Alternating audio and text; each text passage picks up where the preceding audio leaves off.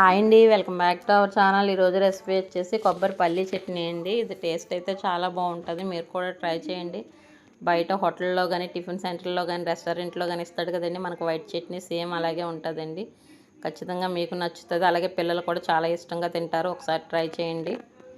ముందుగా అయితే నేనైతే ఒక కొబ్బరి చెక్కను తీసుకున్నానండి, అలాగే ఒక 8 పచ్చిమిర్చిని అయితే తీసుకున్నాను. కొంచెం కొత్తిమీర, కరివేపాకు తీసుకోవాలి, అలాగే పల్లీలండి ఎక్కువ కొంచెం, అలాగే కొంచెం మినపప్పు, అలాగే జీలకర్ర తీసుకోవాలి. ఇప్పుడైతే స్టవ్ వెలిగించి గిన్నె పెట్టుకుని ఆయిల్ వేసుకోవాలండి.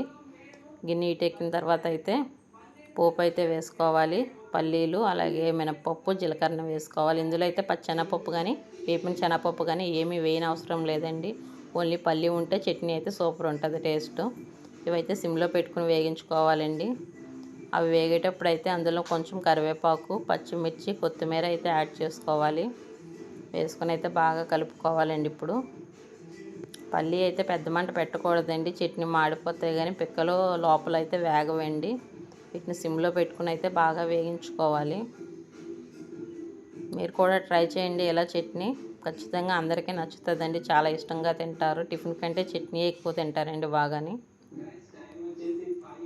యాజ్ ఇట్ ఈస్ బయట హోటల్లో, టిఫిన్ సెంటర్లో చేస్తారు కదండి, అలాగే చేశాను చట్నీ అయితే నేను.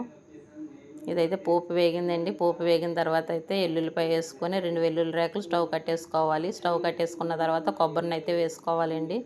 వేసుకుని అయితే ఒకసారి కలిపేసుకోవాలి. పోపు అంతా చల్లారిన తర్వాత మనం మిక్సీ జార్లో వేసుకోవాలి. మిక్సీ జార్లో వేసుకొని అలాగే కొంచెం చింతపండు, బెల్లం, టేస్ట్కి సరిపడినంత సాల్ట్ వేసుకొని అయితే మిక్సీ పట్టేసుకోవాలండి చట్నీని.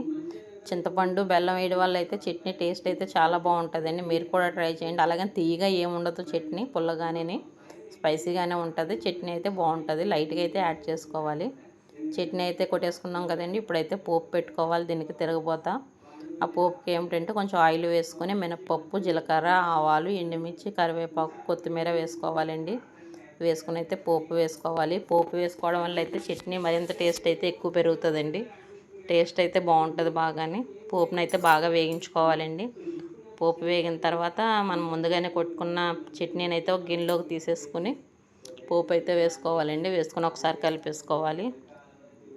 ఇలా చేశారంటే చట్నీ మాత్రం టిఫిన్ ఎవరైనా సరే చాలా ఇష్టంగా తింటారండి. మీరు ఏం చేసినా సరే, ఇది ఇడ్లీ కానీ, బజ్జీ, పెసరట్టు, ఉప్మా, దోశ దేనికైనా సరే సూపర్ కాంబినేషన్ అండి.